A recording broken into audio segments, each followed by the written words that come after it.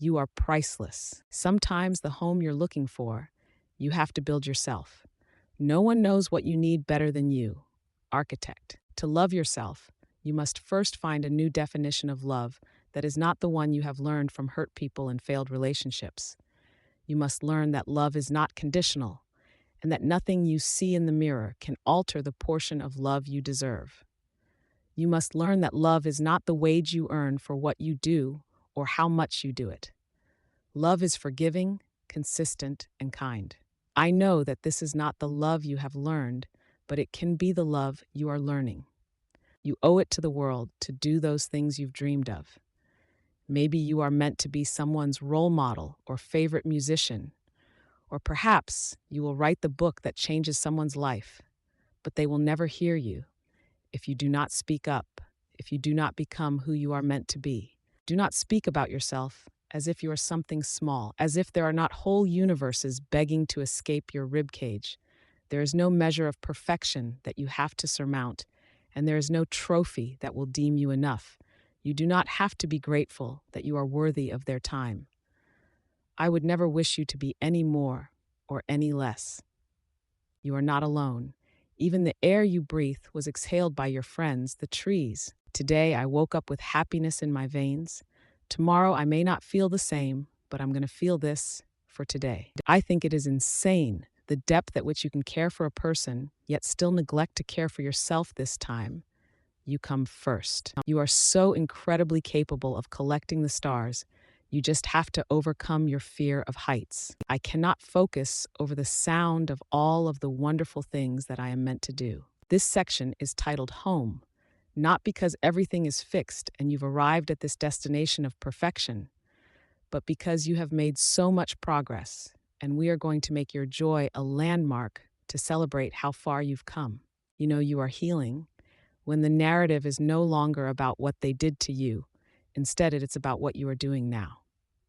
I think of my hair Asa timeline, there is a part of it that grew when I finally started to get over my exam. Part of it was the week that I fell in love with you. My hair went with me on our ice cream dates and our nights under the stars. It remembers the first time I held your hand and when I started to feel it slipping away. This is the week is Pent crying in my room. This is 4 months is Pent missing you. And the 2 is started working on acceptance today is have my head starting over. Sometimes I wonder what's the point of all this? Why do I continue to love people when so often we end up apart? I'm beginning to realize that I am a collector of impressions, imprinting myself with the most beautiful treasures I have found in the ones I have once loved. I am becoming a mosaic of moments, a picture of joy and pain. I think that it is quite magnificent. I think that I am quite magnificent. I hope that the next person that calls you beautiful does so in a way that encompasses all of you. I hope when they call you beautiful, they mean your voice in the morning and the light in your eyes when you talk about what you're passionate about.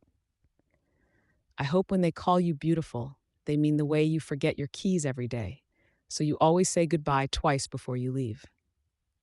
I hope they mean the way you sleep and the way you cry and the way you take your coffee, because next time someone calls you beautiful, nothing about the way you exist should be disregarded.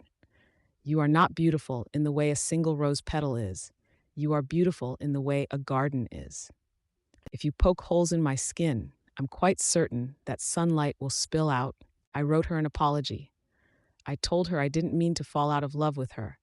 I reminded her of how resilient I believe she is. I asked her if she would take me back. A letter to myself. She said yes. Recently, I have realized how important other people are. Being alone is good, but don't forget that companionship is essential too. Balance. If you are not unapologetically pursuing what you love with stardust in your eyes, please, please spend some time talking to the sky. Today, I found a hole in the ground, and I thought to myself, someone must have lived there today. I found a hole in a tree, and I thought to myself, someone must have lived there today. I found a hole in an apple, and I thought to myself, someone must have lived there today. I found a hole in my heart, and I thought to myself, someone must have lived there. Holes don't make us empty. They make us a home. I've been told I wear my emotions like a neon sign. It's no mystery how I'm feeling. So please know if I'm glowing outside, I'm glowing within. Do not waste your time trying to be beautiful. beautiful is something you already are not, something you must try to be. It's okay to want something, as long as you remain patient in your longing.